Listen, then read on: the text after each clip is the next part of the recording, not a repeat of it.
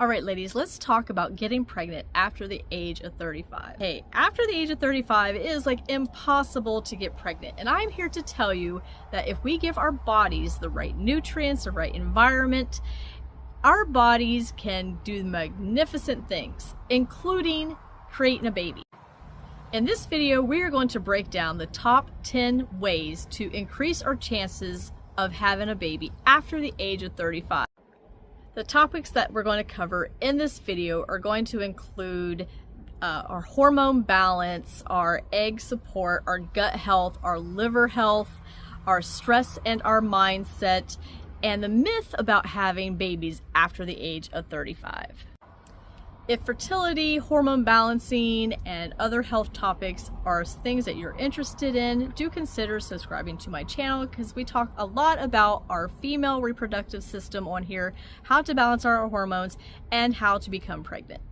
So first off, we want to talk about our egg support. By age 35, the number of eggs and the quality of our eggs start to decrease, but this does not mean that they are all bad. Incorporating antioxidants such as CoQ10, vitamin C, vitamin E, and zinc. We can also support the mitochondrial health in our eggs by taking things like N-acetylcysteine or NAC or alpha lipoic acid. Making sure we're eating a lot of colorful foods such as our leafy greens and foods that are high in antioxidants such as berries, beets, and cruciferous vegetables. Making sure our hormones is balanced such as our estrogen, our progesterone, and our FSH is very important when we're trying to produce a baby. Our hormones need healthy fats in order for them to be created. So we want to make sure we're eating a lot of things like avocados, chia seeds, pumpkin seeds, hemp seeds, flax seeds, and even walnuts.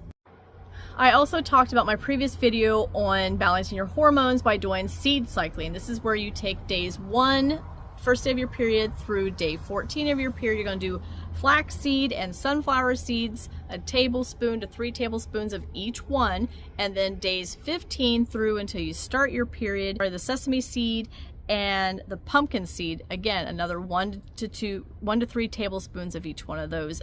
I've also talked about sugar being a huge killer of our hormones, so we want to make sure we're taking out all processed sugars and taking out processed foods and limiting alcohol and smoking. We want to make sure our digestive tract is on peak because a sluggish digestive tract, a sluggish liver is going to cause a backup of hormone. Our stomach some support with some probiotics and prebiotics for fermented foods, sauerkraut, kefir, kimchi, dandelion mention, and milk thistle tea. Drinking lemon water first thing in the morning will help to purge out your liver. Also, apple cider vinegar is really, really good. And making sure that we're getting a lot of fiber in our diet.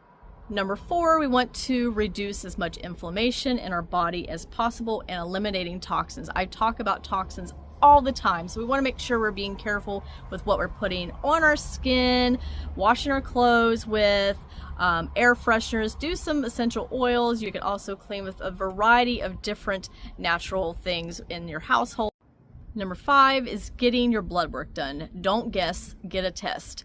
Is all of your hormones. We want to see where is our progesterone, where is our cortisol levels, and our estrogen. We want to see where all these things are at. We also want to check our vitamin D, our B12, checking our thyroid, but all the thyroid panel, your free T3, T4, and your TSH. You also want to check your iron, your ferritin, and your folate. Number 6 is a few supplements that I took before I got pregnant for the very first time at age 43. Was a CoQ10 that also helps with your heart, omega-3 fatty acids. I get that from my chia seeds, my flax seeds, and pumpkin seeds. You can also take an omega-3 fatty acid fish oil, but just make sure it's a really good quality. Making sure you're taking some folic acid, prenatal vitamin that has choline, zinc, and iodine in it, myoinositol. I'll probably put that word up here on the screen because I'm not sure if I'm pronouncing that correctly, but that is really good if you have PCOS. Shatavari berry. I also took chase tree berry, which is also known as Vitex. I took maca, dong quai, and black cohosh to help balance out my hormones and regulate everything, because I had very, very long, heavy periods. Eventually, about 8 to 12 months, I had a normal period. Also, red raspberry leaf tea, not the raspberries itself, it needs to be the leaf, but it helps to tone up your uterus, so that way when an egg does come down there, it's not just going to just shed it, it's going to help to grab a hold of that egg and say, yeah, you're staying here because we're making a baby. The next one is the mindset. If you are thinking negative thoughts, negative thinking can raise your cortisol. And if we're sitting here thinking, oh, I gotta get pregnant, gotta get pregnant, gotta get pregnant, you're stressing out about it, a lot of people will tell you as soon as they stop stressing out about it, that's when they ended up pregnant. A lot of techniques I like to use to reduce stress reduction is making sure that I'm doing some mindful meditation, yoga, going for a walk in the woods, grounding myself, barefoot on the grass, ladies.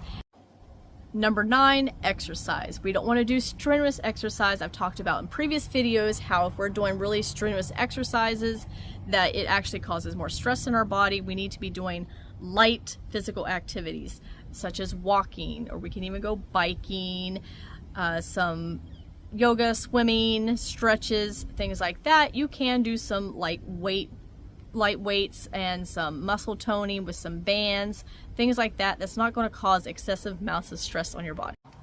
And number 10, we want to track our body. So what is our cycle looking like? Do we have a regular cycle? What is our mucous membranes like down there? Our body temperature, our basal body temperature, we want to make sure we're checking that. There's so many apps out there that will help you to track your ovulation. There's also little kits that you can get where you just pee on it and it'll help to tell you if you're ovulating. Remember, conception is a mind, body, and spiritual journey. You want to stay connected to yourself and stay connected to people around you that's going to offer you support, and have faith that your body can do this. Once we put our bodies in the right environment, it's able to heal itself. It wants to be in homeostasis. We have the right nutrition and the right guidance and the right material, then we can do just about anything. All right, you guys, I hope that you do get pregnant, and if that's a desire of yours, and found this very, very informative. So, but right now I'm rambling because I usually have, I'm doing my best. I'm keeping these videos shorter. I'm using notes, and I think I've been doing pretty good. I haven't gone over a 10-minute video in the last few days, so I'm excited about that.